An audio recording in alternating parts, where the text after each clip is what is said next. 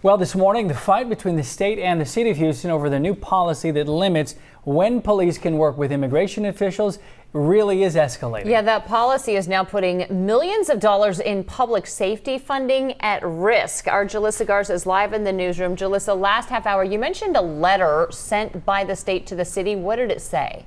Yeah, well, that letter really lays out what's at stake here. State officials say Houston could lose more than $110 million in funding or even have to pay that money back if the city doesn't make changes to the newly passed ordinance. So in the letter sent to the mayor, state officials say this new ordinance violates prior agreements tied to that funding. They argue the city had previously agreed to cooperate with federal immigration authorities and say this policy stops officers from holding someone longer based only on an ICE administrative or civil warrant.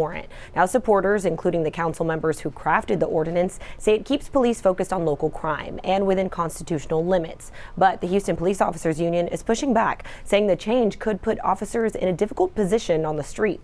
They're putting our officers in a very bad position with this. We had a clear policy, one that was working.